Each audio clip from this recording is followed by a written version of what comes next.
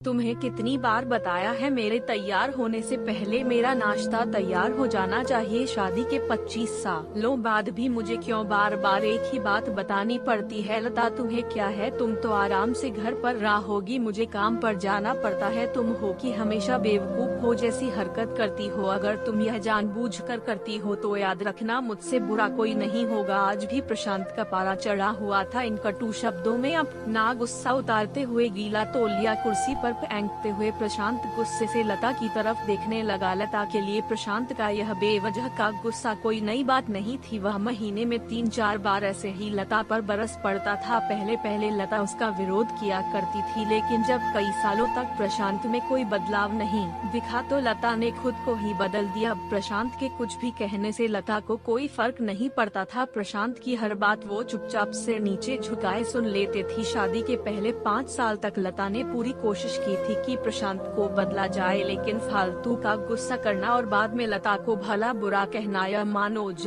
ऐसे उसकी आदत बन गई थी। कोई भी वाद विवाद होता तो प्रशांत सीधा लता को बोल देता, अगर मैं तुम्हें अच्छा नहीं लगता तो क्यों नहीं चली जाती, अपने मायके क्यों रहती हो। मेरे साथ इतना सब कुछ होने के बावजूद लता प्रशांत के साथ रहती थी क्योंकि उसे अपनी बेटी की फिक्र थी, और वह जाती भी तो कहा अपने बूढ़े हो चुके माँ बाप को इस उम्र में परेशान करना वह नहीं चाहती थी। समाज और लोग क्या कहेंगे यह भी तो उसे देखना था। वह इतनी पढ़ी लिखी भी तो नहीं थी कि खुद जाकर कोई नौकरी कर सके और अपना और अपनी बेटी का पालन पोषण कर सके। लता को अब अपनी फिक्र नहीं थी, उसको फिक्र थी तो बस अपनी शादी लायक हो रही बेटी की। लता नहीं चाहती थी कि पति पत्नी के झगड़े की वजह से काव्या डिस्टर्ब हो। काव्या की पढ़ाई पूरी हो चुकी थी, उसके लिए अब शादी के रिश्ते आने लगे थे। कई रिश्तों को काव्या ठुकरा चुकी थी। 2-3 महीने बाद एक अच्छा रिश्ता आया। रिश्तेदारों और पहचान के लोगों ने भी लड़के के बहुत गुणगान किए थे। प्रशांत एक शाम अपनी बेटी के पास बैठकर उसे बताने लगा, काव्या बहुत अच्छा लड़का है, पढ़ा लिखा है, बड़ा घर है, बहुत अच्छी नौकरी है, ऐसे रिश्ते बार बार नहीं आते, बेटा इस बार मना मत करना। काव्या अपने पिता से ज्यादा बात नहीं करती थी, शायद डरती थी या शायद नफरत करती थी, लेकिन आज वो अपनी पूरी हिम्मत इकट्ठा कर बोली, मुझे अभी शादी नहीं अनुस्वार करना है पापा, मैं नौकरी करना चाहती हूँ, खुद अपने पैरों पर खड़ी होना चाहती हूँ। हाँ तो उसमें क्या बड़ी बात है, मैंने लड़के से बात की है, वह तुम्हें किसी बात के लिए नहीं रोकेगा, तुम शादी के बाद भी नौकरी कर सकती हो, वह तुम्हें नौकरी के लिए परमिशन दे देगा। प्रशांत बोला, मेरा नौकरी करना या ना करना उसकी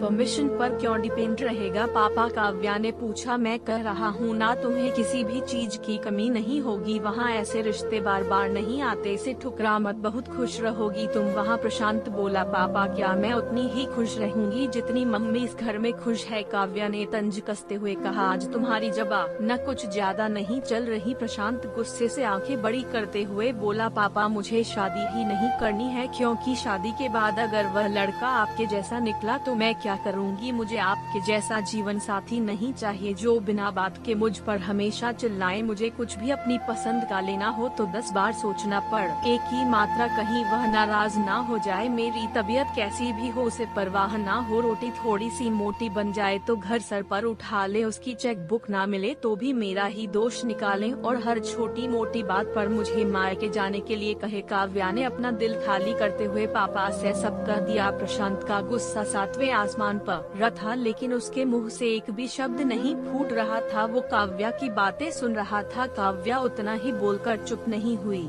आज पहली बार वह अपने पापा के सामने इतना कुछ बोल रही थी। पापा, आपने माँ के साथ हमेशा गलत व्यवहार किया है, आप अपने ऑफिस का गुस्सा बिना सोचे समझे माँ पर उतार देते हैं, कभी इस बात की परवाह भी नहीं करते कि उन्हें कैसा लगता होगा। आपकी बातें सुन सुन माँ ने अपना स्वाभिमान खो दिया। प्रशांत आज पहली बार अपने किए बर्तावों को महसूस कर पा रहा था। वो इतना ही बोल पाया, जो तुम्हारा मन है वो करो, मैं तो इतना बुरा हूँ ना।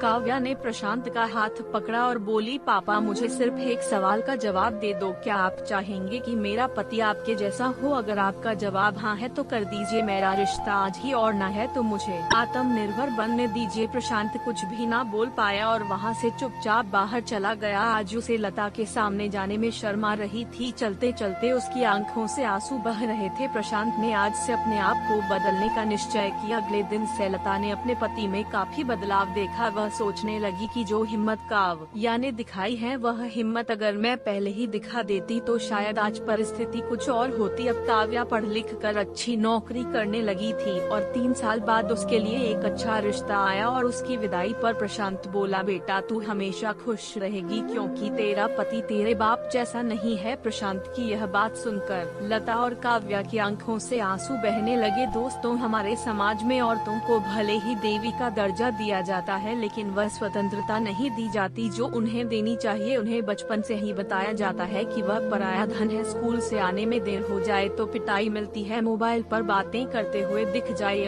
आकार खिड़की से झांकते हुए दिख जाए तो शक किया जाता है। माँ बाप का घर तुम्हारा नहीं है, पति का घर ही तुम्हारा घर है। जीवन भर यह बातें बता बता कर उन्हें ससुराल भेज दिया जाता है और एक दिन किसी छोटे मोटे झगड़े में ससुराल वालों से उन्हें सुनना पड़ता है कि इस घर को छोड़ दो और मायके चली जाओ हमेशा की तरह। पूरी कहानी पढ़ने के लिए आपको धन्यवाद दोस्तों। उम्मीद है यह कहानी आपके दिल को छू गई होगी। तो दोस्तों, आपको ये कहानी कैसी लगी हमें कमेंट करके जरूर बताइए। दोस्तों, ऐसे ही कहानियाँ रोजाना सुनने और देखने के लिए राज स्टोरी चैनल को सब्सक्राइब जरूर कर लीजिए। धन्यवाद।